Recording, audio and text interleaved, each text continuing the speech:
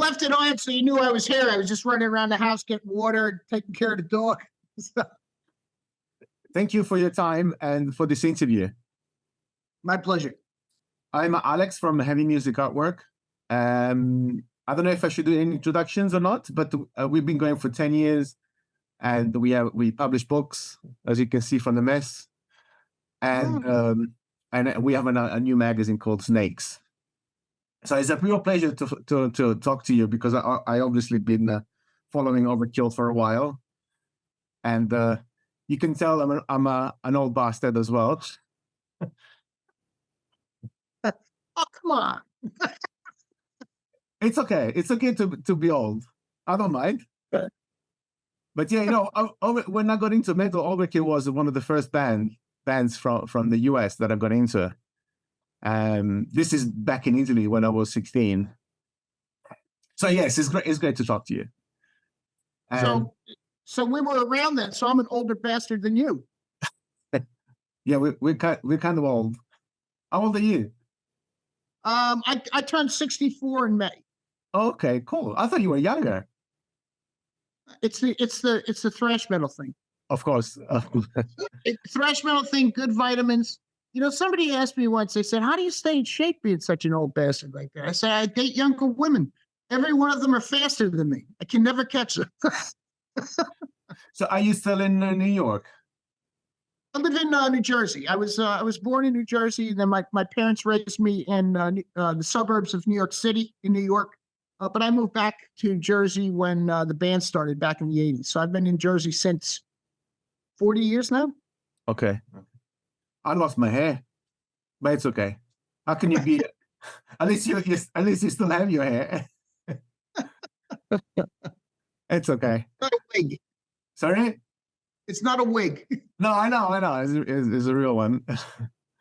Right. You okay to start? Usually the way I do the interviews, we just chat, and we I like that better. It's conversational interviews are always the best, and I have as much time as you need. This is the last one, so I don't need to jump off or anything. So nice and cool. No, because also you guys have been around for so long. It's so difficult to find original or unique questions. It's almost impossible, because I've read I did my research, but it's anything that I come up with is not that original. But I hope you don't mind. No, I think that's a valid point, because when somebody does come up with something that's very original, it immediately my head goes, I was never asked that before. All these years, I was never asked that. So I am on the lookout for something that's new. Well, you must have done thousands of interviews.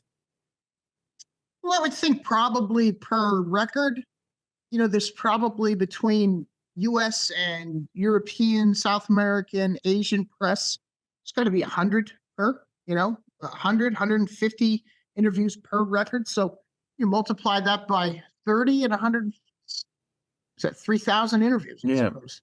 So, somewhere in that neighborhood. Plus there's tour press, you go out on the road and people want to talk to you, and, especially in the States. I mean, I seem to find that the podcast is obviously, it's the new thing. I mean, it's not new, but it's the way that the promotion becomes more conversational. It's through a podcast. It's not like, oh, this is Alex's podcast. So how long did it take you to start the record? This is Alex's podcast. Hey, what have you been doing lately? It's a totally different approach to it. It's a lot more casual, and I like that. So what are the things that is there something that from all this time that you remember from an interview that you thought, wow, this is awkward, or this is strange? There's something that sticks to mind, that comes to mind. We were in a situation. It was years after the event had happened, and we had changed guitar players.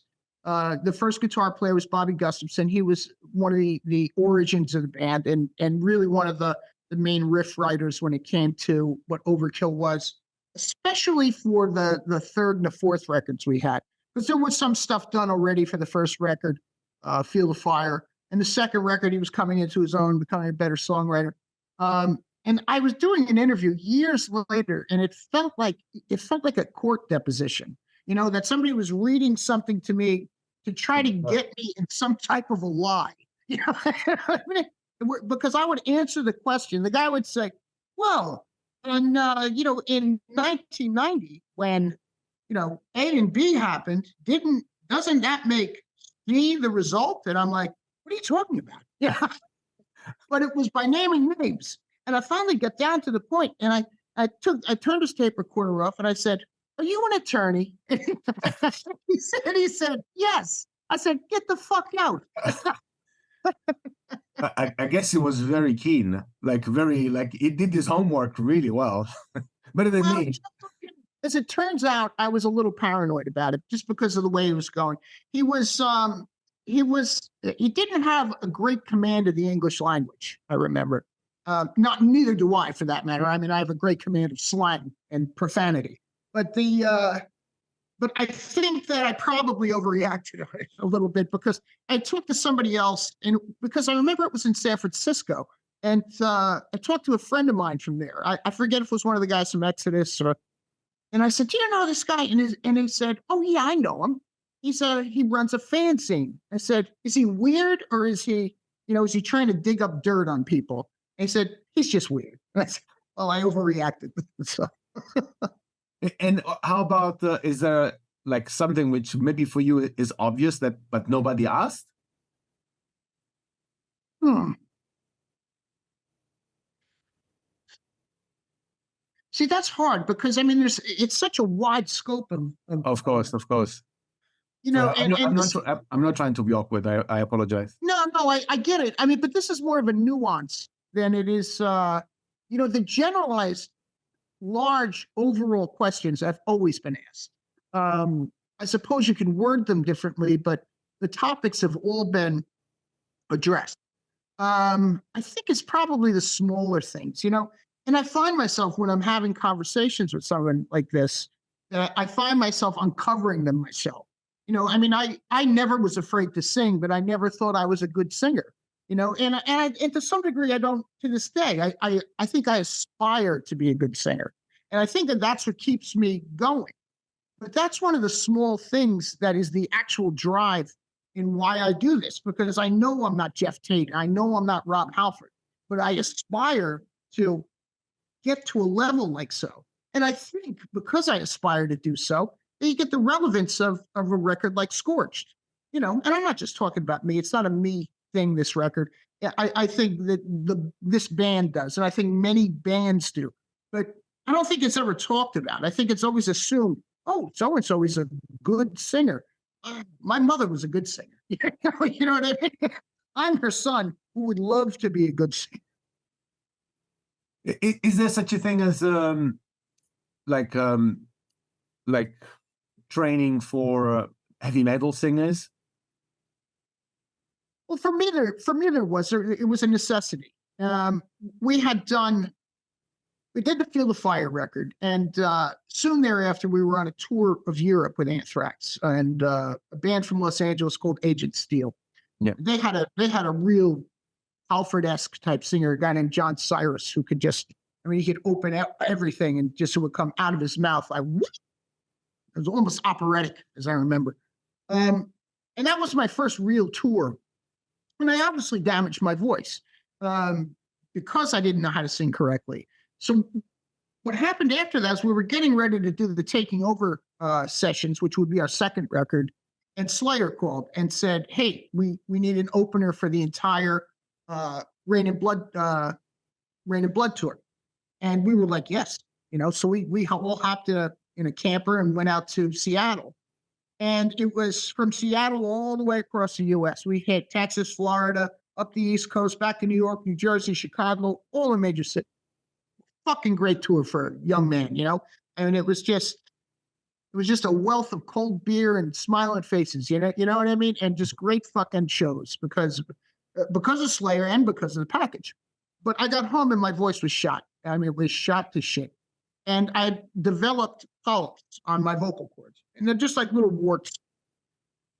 So it wasn't too late where it needed to be, medically removed. So they suggested I go to a guy named Don Lawrence in New York City. He was over on the West Side, and he was this, sat behind the piano, la la la la la la la la la la, and I would sit there and sing like, this guy, like an opera singer, holding my diaphragm and making sure it was moving, and he was teaching me how to sing correctly. And what happened was, because of that, the polyps wore themselves off, and I didn't need to go into any type of a medical situation. But he had done Tony Harnell from TNT, Dee Snider, like anybody who was in the New York City area knew of this guy. And it was always the guys would always pass the names on to other singers. I mean, when I gave it to Life of Agony, like how do you keep singing night after night? Don Lawrence, he taught me how to do it. He taught me how to sing night after night. And honestly, since that tour, I'm sure I've had rough moments or patches here and there. That just happens. I mean, it just happens to human beings. But I've never canceled a show because of vocals. And I think it's directly related to the fact that he taught me how to use my vocal cords and my diaphragm. And to this day, you apply his teaching, his suggestions? Well, as a warm-up, yes. For sure the teachings and suggestions I apply. But I do, I still have, digitally now on my computer, I have that warm-up of him playing and singing with me, or, showing me where I'm hitting the note wrong.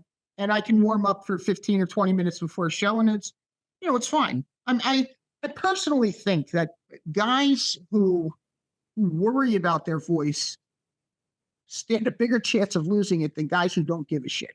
If you're always got the scarf on, or like, oh, it's a little icy or a little windy, oh, I don't want to walk the dog, it's too icy and windy, and I could hurt my voice, I have shows coming up. Oh, I can't go on a plane without a scarf and a mask. I'm like, that's not me. I mean, that's not me. I mean, I smoked Marlboros till I was 52, and I drank Irish whiskey. I mean, I could give a flying fuck about it, but I still knew how to present myself correctly when I was standing in front of an audience. You mentioned 2 early albums. So while you were talking, I looked at the list. So you have Fill the Fire, Taking Over, and then the classic, also as an album cover, Fuck You. How did that happen? Because it just set the scene for so many other bands copying this. That was, it was the times. We were a fucking cover band. That's a cover song. That's not ours. That's a band called the Subhumans out of Vancouver, Canada. And they, I think the singer ended up in jail for like some kind of bombing or something. I don't know. It was some kind of a government terrorist. But I think he's out because he's been in contact. He's been looking for royalties. I just pointed him in the right direction and said, we obviously pay them. You're the writer on it. It was when we were a cover band, when we were just developing into something. Somebody once told me, it's like, oh, you guys beat Metallica. I said, we might have been a band a little bit before them, but we were playing Motorhead. You know what I mean? We were playing Motorhead and Judas Priest and the Scorpions and punk and a lot of punk songs. And Fuck You was one of the punk songs we played. And we always ended our shows with it. People loved it. So we transferred it over when we became an original band. Now, the weird thing about when that came out in 1987, the whole reason that record happened is directly due to Dave Mustaine. Because he was doing we were on the road with them. They were doing Peace Sells and we were on Taking Over, and we were opening for them. And he got to us and said, I'm doing a Westwood One radio broadcast from Cleveland. And he goes, it's just going to be sitting there, this mobile studio. If you want to use it, you can. So he gave us like a week's heads up. We called the record company and the management, and they're like, yes, record the show. And we recorded that show because he gave us the opportunity to do so. It happened at the time in the States where they started to sticker the records for lyrical content. So Dee Snider went to the PMRC when Al Gore's wife, Tipper, was the spokesperson for this. Oh, this is corrupting the minds of our children. So Fuck You comes out. And it comes out in like a black bag. It wouldn't even show the cover, So it actually from the stupidity of the song and just the fun of it, it actually became, kind of a social statement at exactly the time that the PMRC was taking away the rights of whatever artists were using profanity, rap artists and metal artists at that time. So interesting story. Is that your hand? Eh? In the cover, is that your hand? No, that's a guy named Danny Muro. He's a photographer, and he had it all set up where he could do his own hand. He had done the taking over cover, the ones where we all look like Rambo and that Yes. holding the guns. Like there's more muscles on us than Rambo. I'll tell you. I mean, it was. So moving on to the latest release, Scorched. So through the years, I kind of struggled to follow some kind of recurring patterns in terms of what kind of lyrics you guys use. Is there one, or I'm just nuts? I suppose if there's a recurring pattern to me as being a lyricist, there's a few issues I use. I mean, one of them, primary ones, is unity. I mean, I believe that this is a very strong scene. I believe that for many people, it's that on the level of almost a religious experience. When you give yourself unto the scene, you become part of that fold. I mean, as I have myself. So I use unity as one. I use strength as another, but I use strength in numbers as another. The only reason I ever use anything with regard to darkness is to highlight the dynamic between that, or the comparative between that and the light side of things. I try not to do negative lyrics. I kind of think that our profile, regardless of word choices, is much more of a positive energy than a negative energy. I mean, even Scorched, man. I mean, it was like the pandemic happened. It was March 20th, March 12th, 2020. We got the word the shows were canceled from here on. We were on the road. So everybody headed home on the bus, and I had the demo, and I started writing those lyrics. And I said to myself about 4 months into it, I said, for the first time in my life, I've become depressive and negative. Oh no. I said, I am not going to present this shit to the fucking world. So I tore it down, I tore it down, saved some pieces and some melodies, and I tore it down again after that until it got somewhere to, I would think, a more accurate representation of what Overkill's about. The metal scene seems at large very welcoming and very there's a lot of helping each other out kind of attitude. Is this still the case? I mean, you've been in the scene for decades. Is this still the case now with the newer bands and the newer sort of influence from maybe outside genres? I for sure think it's still the case. I mean, from where I witness it from, in the eyes of an older guy, who got to experience this when social media was really about socially shaking hands with somebody, not necessarily sending them a text, a Facebook post, or a like, or a thumbs up. These are thumbs up. There you go. Thumbs up. There's your like. But the point is that was a great place to find or found the principles of this, and that being that strength, or that unity that we're talking about, or the helping of each other. I do think that when I talk to club owners that, where they say, God, it's great that you guys do social media, but the cool thing is that, the cool thing is that you will go out there and talk to the people that pay, for the shows. You don't push them away. You're part of the group. And he goes, but the newer bands, man, they do all their Facebook posts.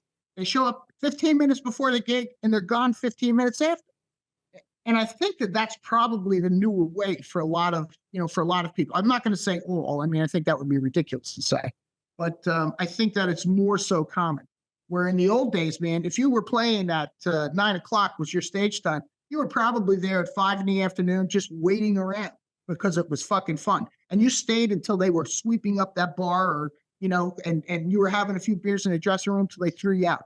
So it was always a long period of socialization with regard to those around you. Any place in the world that like the most unusual place in the world that you played?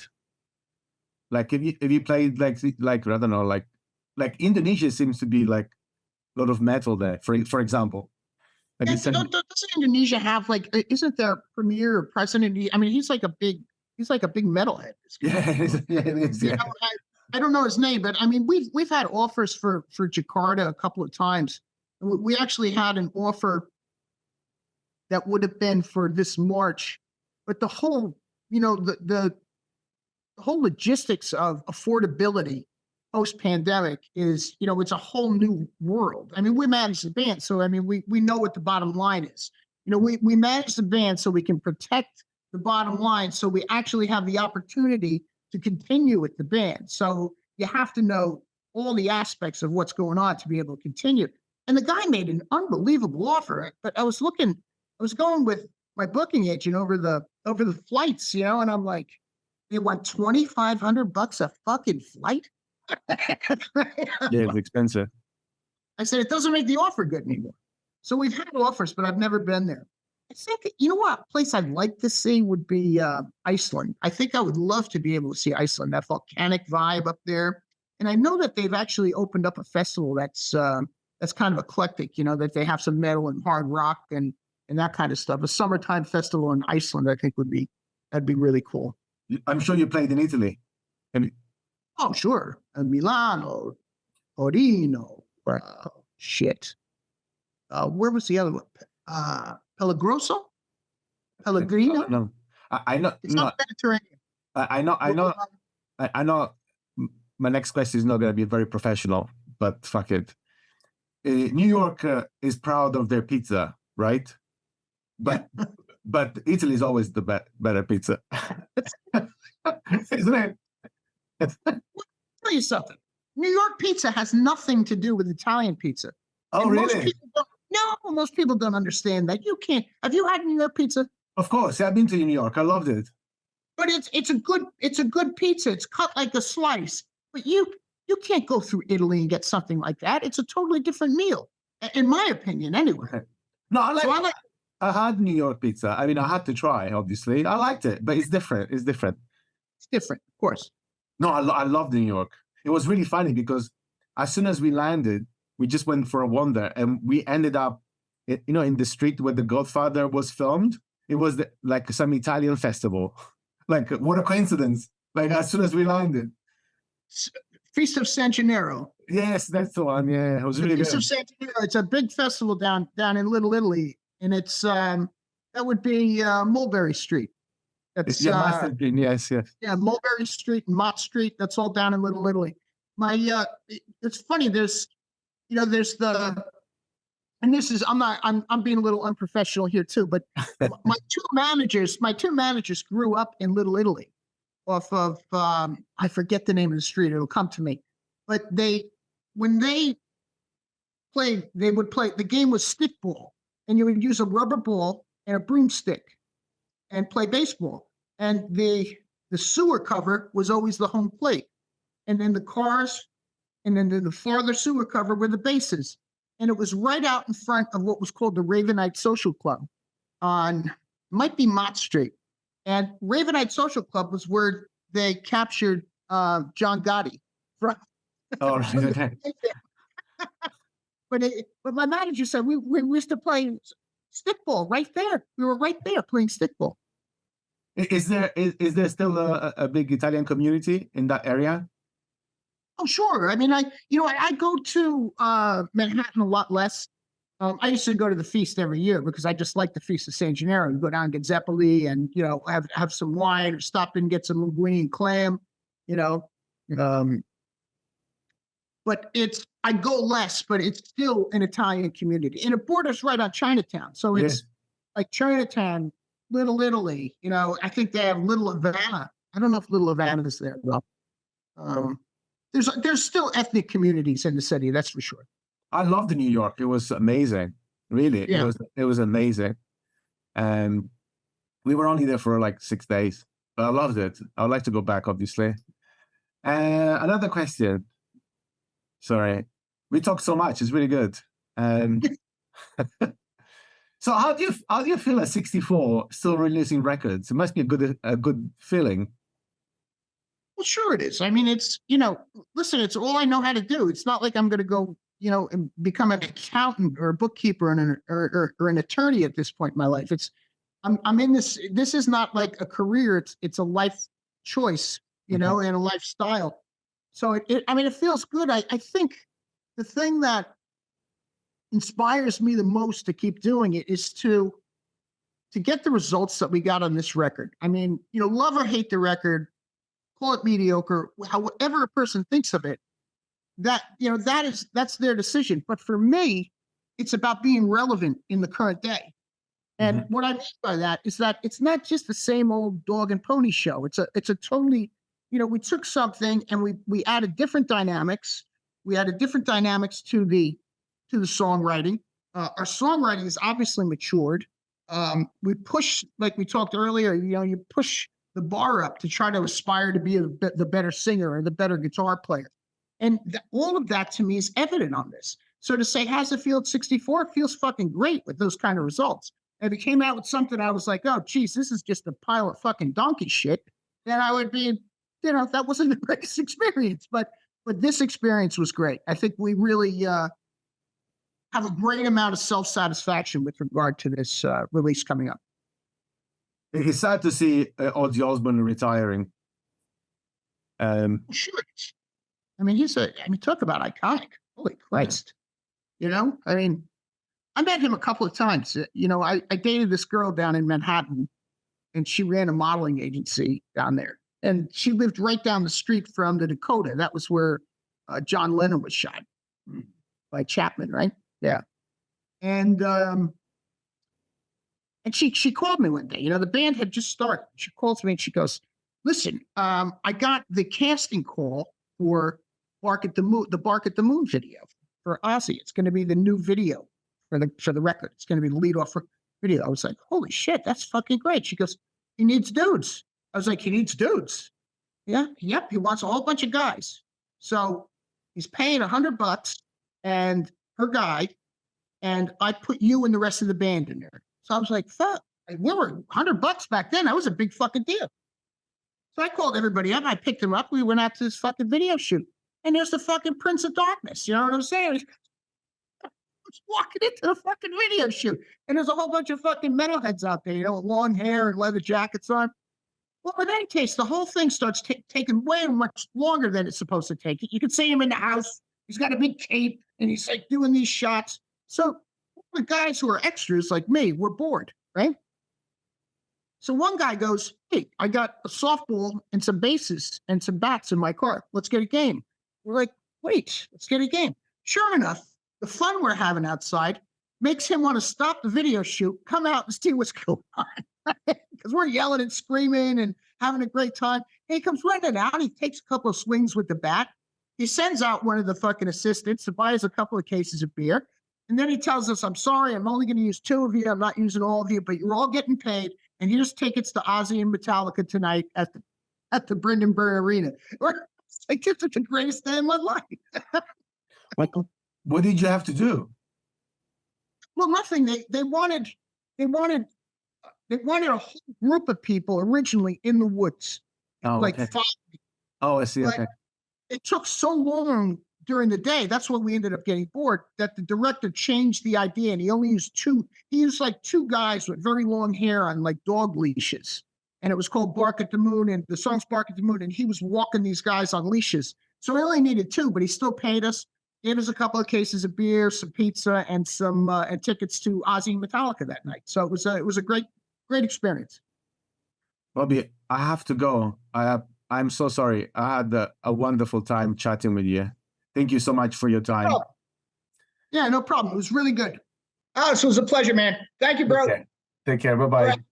Bye-bye. Hey, folks. Thanks for watching this podcast. If you enjoyed this interview, please like, share, and subscribe. Tell your friend, your family, and your cat.